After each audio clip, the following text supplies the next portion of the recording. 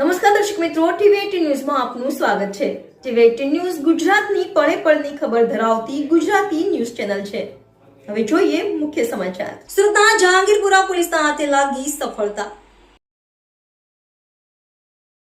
જહાંગીરપુરા પોલીસના હાથે લાગી સફળતા। જહાંગીરા પોલીસે એટીએમમાં થયેલી ચોરીનો ભેદ ઉકેલ્યો। 5 પૈકી 3 આરોપીઓને હરિયાણાથી ઝડપી પાડ્યા। ₹15 લાખની ચોરી કરી હતી।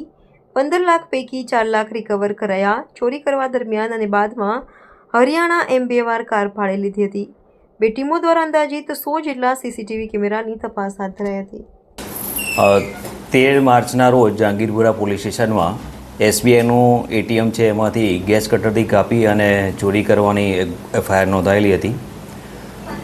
એ એફઆઈઆરમાં જે એટીએમ સેન્ટર છે એમાંથી જે ફૂટેજ મળ્યા એ અને બહારની સાઈડે જે સીસીટીવી કેમેરા છે એના જે ફૂટેજ મળ્યા હતા એના આધારે લોકલ પોલીસ સ્ટેશને એક ગાડી આઈડેન્ટિફાઈ કરેલી હતી અને એ ગાડીનો ફોલો કરતા અને સીસીટીવી ચેક કરતા કામરેજ સુધી પહોંચેલા અને ત્યાંથી પછી એ ગાડી બદલી અને બીજી કોઈ ગાડી જે ભાડે કરેલી ટેક્સી હતી એ વાપરેલાનું એમને તપાસમાં જણાયેલું। ભાડે કરેલી ટેક્સીના નંબર આધારે એના ડ્રાઈવરની વિગત મેળવેલી અને ત્યારબાદ એમને એ આરોપીઓને એણે રાજસ્થાન અને હરિયાણા ખાતે ડ્રોપ કર્યા છે એ વિગત મળી આવેલી હતી।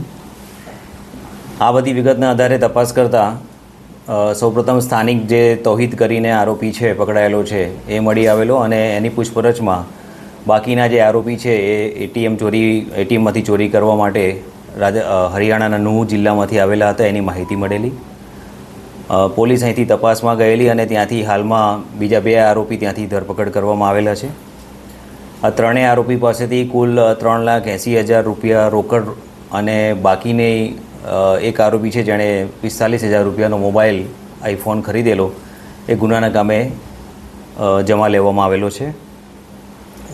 એ જોતાં કુલ ₹4,24,000 મુદ્દામાલ હાલમાં મળી આવેલો છે। 3 આરોપી છે જે એ હજી ધરપકડ કરવાના બાકી છે અને બાકીને જે મુદ્દામાલ છે એમની પાસે હોવાનું હાલમાં જણાયેલું છે।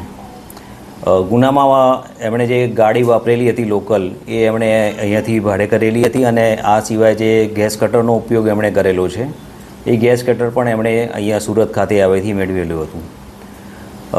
એટીએમને આઈડેન્ટિફાઈ કરવા માટે એ લોકોએ 12 તારીખે ગાડીમાં બેસી અને શહેરમાં ફરેલા અને એમને જે એટીએમ જોયા હતા એમાંથી એમણે જહાંગીરપુરા ખાતેનું જે એટીએમ છે એમાં ગેસ કટરનો ઉપયોગ કરીને ચોરી કરવાનું નક્કી કરેલું હતું અને આધારે એમણે 13 તારીખે આ કૃત્ય કરેલું હતું।